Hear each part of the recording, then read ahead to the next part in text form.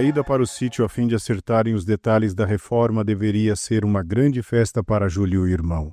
Porém, tanto ela como ele, apesar de se mostrarem animados desde cedo, não conseguiram curtir o momento como das outras vezes.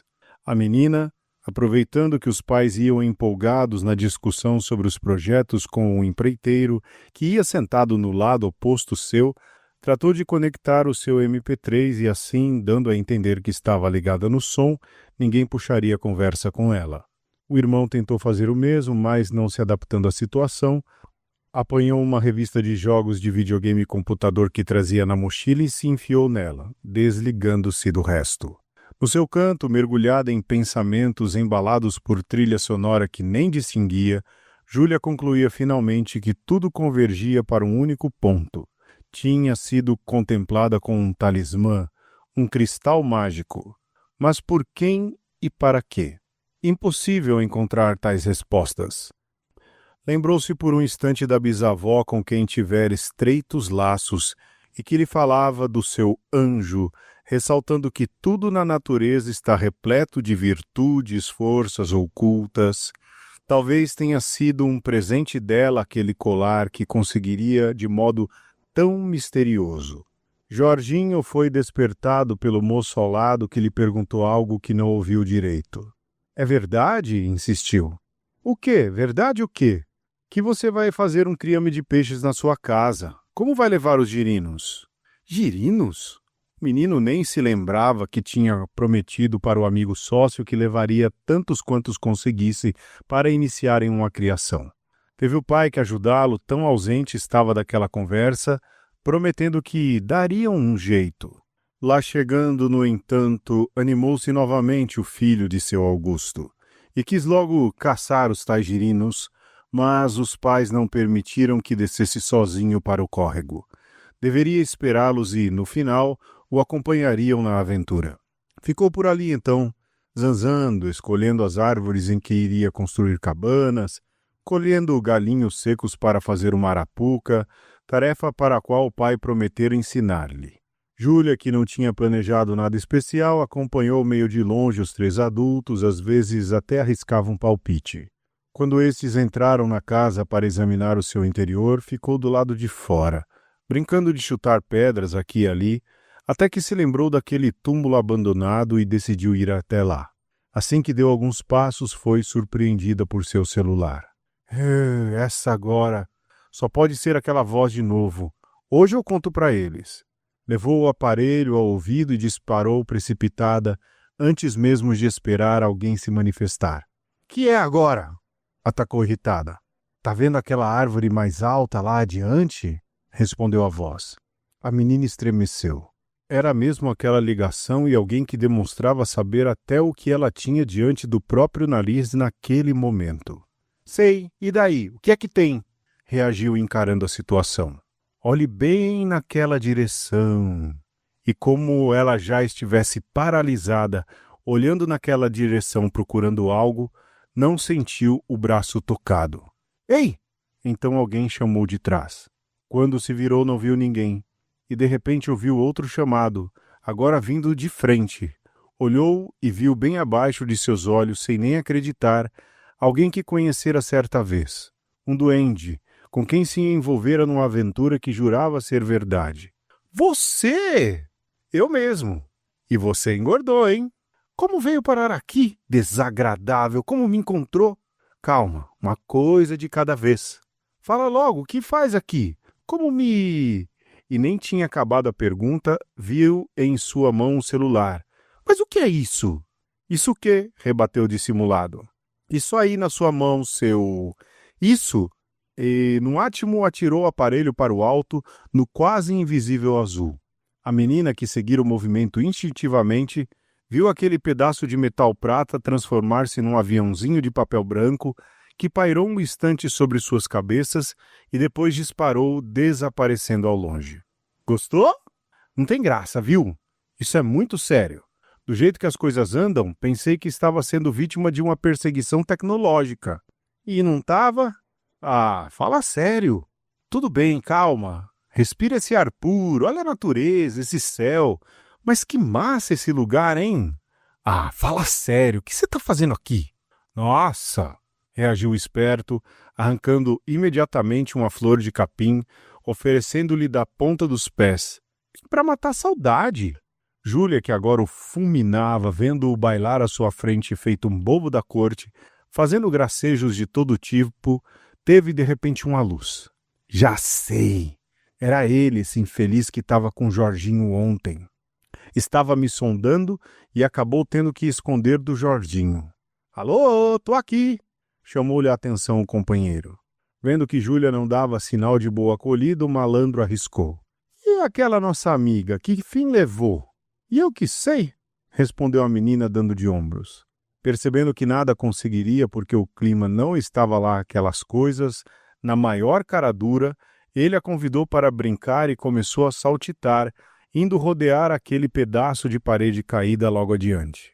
Vendo-o tão descontraído, Júlia resolveu relaxar e entrar na dele para ver no que dava, porém insistindo em suas suspeitas.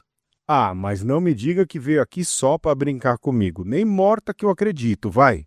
Isso mesmo, mas também vim numa missão, ou melhor, cumprir uma tarefa. Uma missão-tarefa, sei.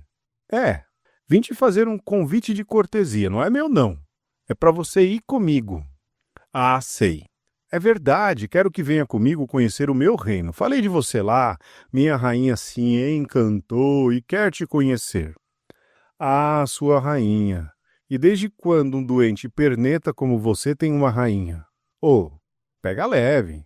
Tá bem, desculpa. Mas é que te conheço bem. Você não é nenhuma criaturinha inocente que eu sei. Claro que não. Não sou mesmo. Mas sou muito amistoso, você sabe, pode confiar. Aceita, vai.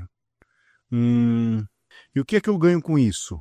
Perguntou a menina chispando compulsiva uma lagartixa que sorria para ela. O que você ganha eu não sei, mas sei que eu ganho os meus pezinhos de volta.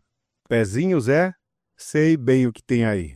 Sabe não, aquilo são águas passadas. Tá bem, vou pensar então. Ah, eu sabia, você é uma das minhas. Nisso, Dona Celeste grita da casa para Júlia ir ver o que tinham achado do beiral do telhado no lado da frente. Um ninho de raposa com 4 filhotes recém-nascidos. Volte outro dia aí eu dou a resposta. Cochichou a menina rapidamente para o nada, saindo correndo para ver aquela belezura. A volta para casa foi mais animada, os pais conversando sobre tipos de material, medidas, departamentos de construção, enquanto os filhos iam cada um no seu canto com seus pensamentos. Jorginho ia conversando com seus girinos recolhidos num saco plástico transparente, feito uma bolha sobre o colo, às vezes lamentando não terem trazido as raposinhas do telhado. Nem pensar, ralharam Dona Celeste e o marido em uníssono. Júlia, distraída, perdia-se em pensamentos, tentando amarrar as pontas daquele emaranhado em que se metera, tendo o colar de um lado e agora esse duende na outra. Não conseguia compreender qual a relação entre eles.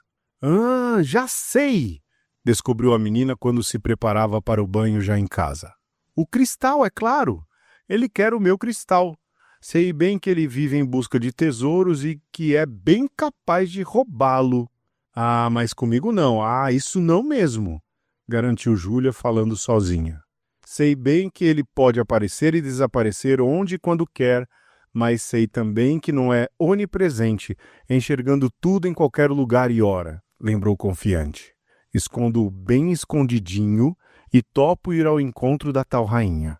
Só porque ela quer. Deixo meu cristal muito bem protegido e...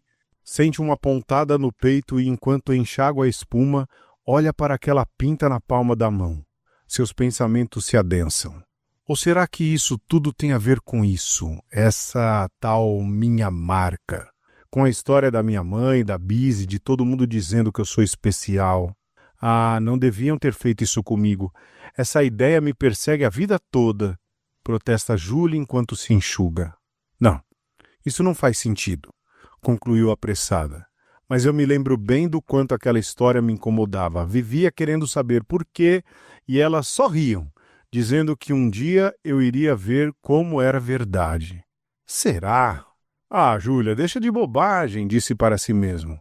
Isso é coisa passada, brincadeira de criança, é criancice, coisa boba. E eu já tô bem crescidinha para ficar acreditando nessas besteiras, contra-argumentava para si mesmo. Mas se a Bisa tivesse aqui, juro que tirava isso a limpo. Garanto que hoje ela me explicava direitinho essa história, insistia Júlia. Nisso toca o seu celular, e ela, condicionada, se assusta. Mas logo se refaz porque sabia agora quem seria, e talvez o apressadinho quisesse a resposta antes do combinado. Porém, quando pôde conferir, viu que era um integrante do Clube do Livro cobrando pela data do novo encontro. Pois é, Jean, eu fiquei de fechar com a Amanda se podia ser nesse sábado e acabei me esquecendo. É que os ensaios da nossa peça estão tomando muito tempo. Tudo bem, Júlia. Era só para dar um toque. Eu também ando muito enrolado. Nem me fale, mas eu te ligo assim que ela der um verde, tá? Tá ok. Beijo, então. Beijo. Nossa, essas coisas estão me tirando do sério, pensou a menina. Vou anotar amanhã, resolvo isso. Vê se pode. E assim Júlia acabou dedicando a noite até a hora de dormir para rever seus compromissos para a semana, prometendo ser mais aplicada. Na manhã seguinte, Jorginho pulou cedo da cama e antes mesmo de ir ver seus girinos colocados no antigo aquário de Júlia ou de levar o rabico para sua higiene matinal e o exercício diário, deu uma fugidinha básica sem que ninguém notasse. O Jorginho, o Neco não tá, explicou Isabel, atendendo à porta na casa ao lado. Ele foi no dentista. Não dormiu de tanta dor de dente. Ah, mas eles foram bem cedinho para ser atendido logo antes de todo mundo, para não ter que esperar para ser encaixado. Ah, tá bom, mas Isabel, decidiu atropelado. Quando ele chegar, você fala para ele tentar entrar num jogo que tem aqui, ó. Recomendou passando o pendrive para a mão da vizinha. Fala para ele me ligar assim que conseguir. Tá certo, Jorginho, pode deixar. É urgente, né? É urgente sim, é para ontem. E deu meia volta e saiu correndo para casa. Entrando pela garagem, deu de cara com a mãe e a irmã saindo para a escola. Ei, que é isso, moleque? A essa hora na rua?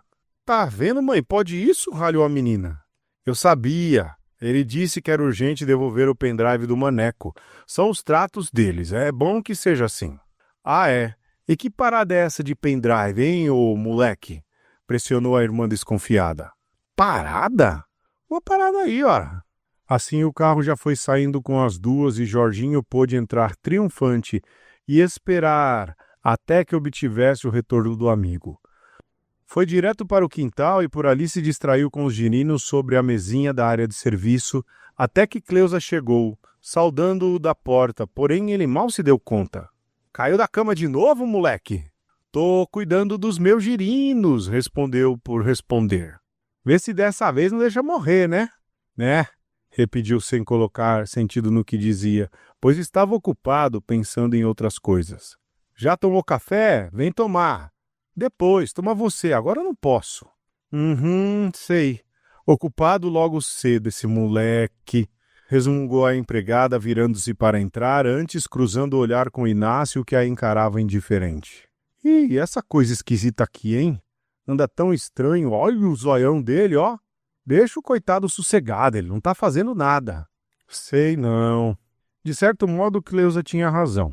O gato de Júlia andava mesmo meio estranho ultimamente. Deu inclusive para andar grudado no menino sempre que circulava por ali, parecia que o vigiava.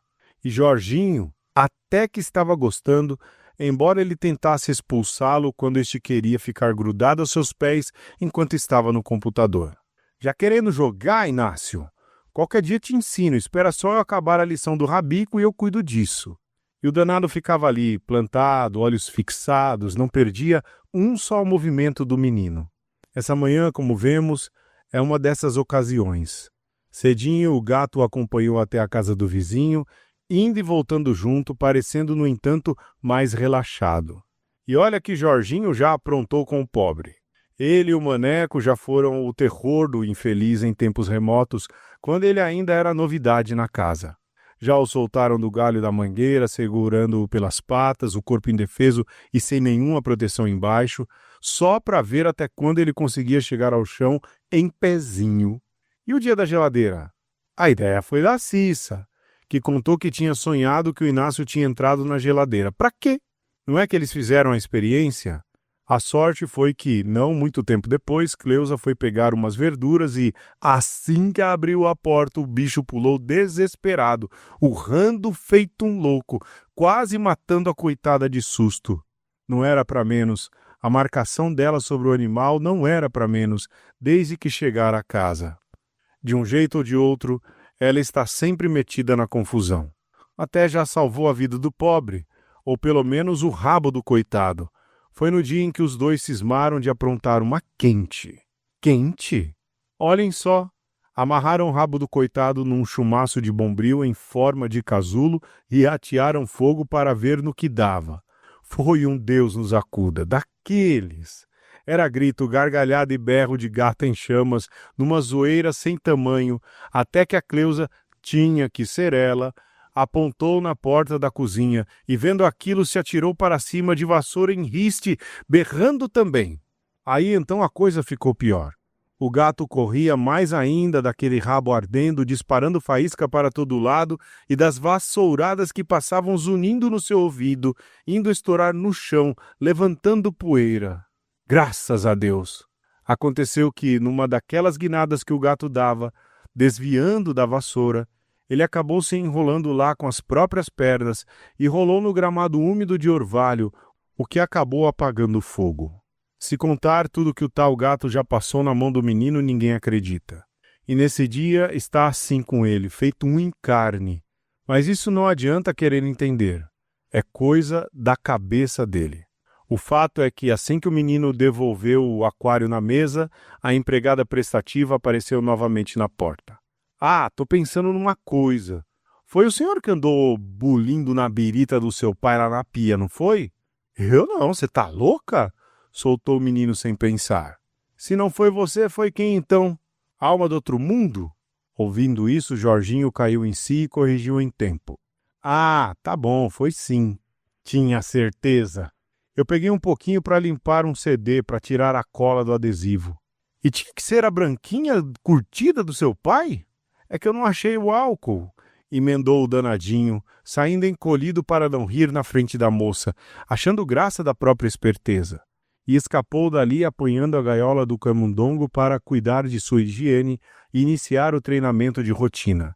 Não sem tomar cuidado com o gato, cujo olhar percebera realmente que estava diferente. Tira o zóio, Inácio. Pensa que eu esqueci? Você acha mesmo que eu ia deixar você comer o rabico?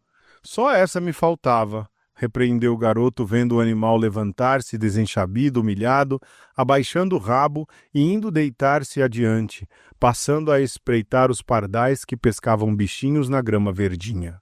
Dali, Jorginho foi arrumar a bolsa e depois se atirou no sofá para ver TV. Maneco acabou não ligando conforme o combinado, porque tinha ficado no centro com seu pai mais tempo do que pensavam. O pai aproveitou para fazer outras coisas. Que sorte, comemorou o filho. Por causa do dente que poderia doer um pouco ainda, não foi à aula e com isso passou a tarde toda do videogame para o computador.